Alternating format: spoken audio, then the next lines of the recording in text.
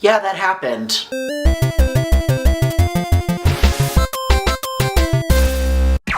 Hello everyone and welcome to Walt Disney Wednesday, where every Wednesday we talk about Disney. This episode we're actually going to deviate from Disney and talk more about Marvel, because I don't know if you know, but Infinity War came out this last weekend and I had to go see it because my job depended on it. Not so much depended on it, is just more of my sanity really depended on me seeing this movie on Thursday night. So I saw it. With that being said, there's a couple things that I do want to talk about that will reveal parts of the movie, so if you do not want to see anything or hear anything that happens in the movie that you haven't seen yet, first off, girl. But secondly, I don't want you having a complete and total mental breakdown because you heard something that you didn't want to hear. So let's get started, shall we? First and foremost, let me just say that Infinity War for this Avengers movie does not hold back. Within the first 10 minutes, 2 people die. Loki and Heimdall both die. It was like that, and you're like,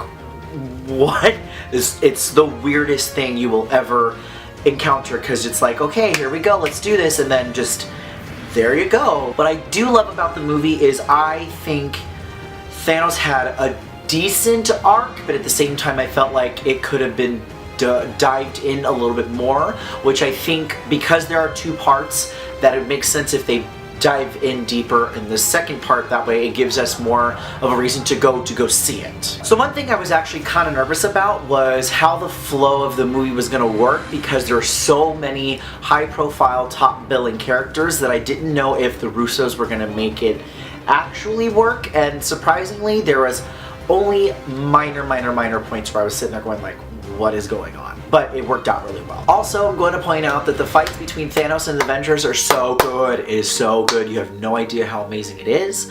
It's they're pretty epic, because I mean there's a lot riding on this, both this one and the second part, that I felt that it needed to be hard and go rough and just get there, that I thought it just worked perfectly. And I was like at the edge of my seat, and I was in a recliner seat, that I just felt that it worked perfectly. My thing is that I know within Guardians it has been established that Gamora was kidnapped by Thanos. It is very interesting how, you know, Thanos does what he does, because he eliminates half the planet and there's everything else. So then there's the resources and all that other nonsense, which was pretty cool. Just seeing Gamora and his relationship with her, to which then it brings me to my next point, that he is truly evil, because of the point when he pushes Gamora off the cliff on Vormir. My favorite part of that whole bit was the moment where he starts crying on Vormir with Red Skull right there,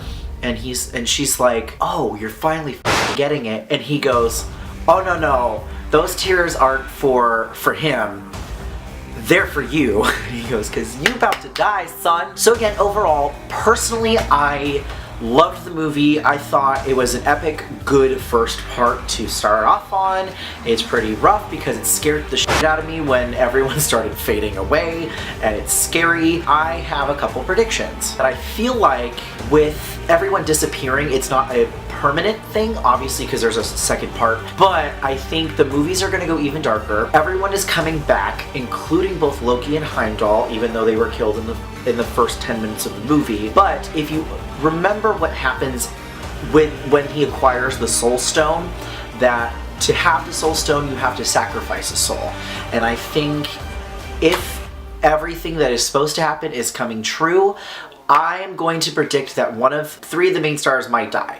And I'm gonna say it might be Captain America, it might be Thor, and it might be Iron Man. Personally, for me, I think it'll be just Captain America at this point, because I know Chris Evans is kind of over it. He doesn't want to do it anymore. And in the comics, Bucky takes the mantle of Captain America, and then eventually it'll become Falcon. And so I think because Sebastian Stan has signed on to do more movies, that I think this is what is going to lead us into the new generation, which means that Bucky will take over as Cap. So it'll be very interesting to see where we go with all of this. So let me know in the comments down below, what are some of your thoughts of Infinity Wars? What were your favorite points? What were some points that just made you freak the f check out. So thank you so much for watching this week's episode of Walt Disney Wednesday. If you liked the video, please do not forget to like and subscribe down below. If you want to see more content from me, please do not hesitate to click any of those videos on my sidebar.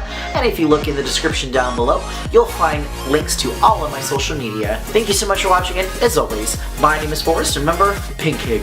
Peace!